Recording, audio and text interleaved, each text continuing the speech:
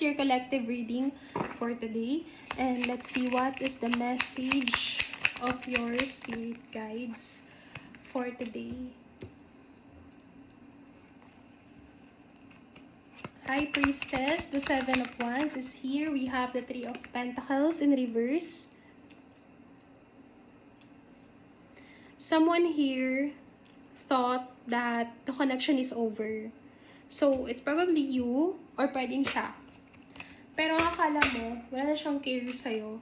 But, as you see in this card na this person didn't understand your connection at first. So, para sa kanya, gumamit pa siya ng ibang tao para lang kalimutan ka or para i-distract yung sarili niya.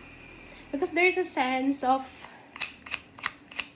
like, this person think na madali kang palitan or madali kang kalimutan. Yung iba sa inyo, inakit siya ng ibang tao, pwedeng hindi niya ginusto. Kung ano man yung ginawa niyang kasalanan sa'yo, hindi niya yan ginusto. And wala siyang choice kundi sundin kung ano yung nasa paligid niya. So parang nagpa-apekto siya. Instead na ayusin yung connection yung dalawa, nagpa-apekto siya sa sinasabi ng ibang tao. Pwedeng nagpa-apekto siya sa, alam mo yung feeling na maraming taong nakapaligid sa kanya tapos sinasabi na hindi worth it na ipaglaban ka. I'm picking here a strong family ties or pwedeng yung pamilya niya mismo ang ayaw sa'yo. Pwedeng yung mga kaibigan niya. But there is a distraction around him, around her, kaya hindi ka mapili ng tao na to. Deep inside, this person wanted to move forward. Gusto niyang magkaroon ng clarity sa connection yung dalawa. Pero hindi siya natutuloy kasi lagi na lang may mga tao na pilit sumisingit sa connection nyo. So, ano ba yung next move na gagawin niya? Kasi nakakita ko dito with the Devil card in reverse na sanay siya na ikaw yung laging nauunang mag-reach out.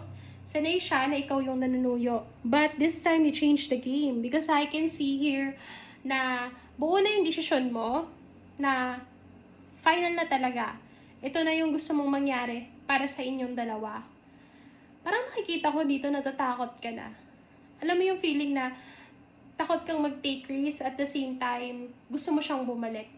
So, there's a indecision here. Hindi talaga balance yung connection nyo. Yung isa sa inyo, mas mabigat yung dinadala. It could be you. It could be you who's watching this reading na meron kang dinadalang problema sa puso mo tungkol sa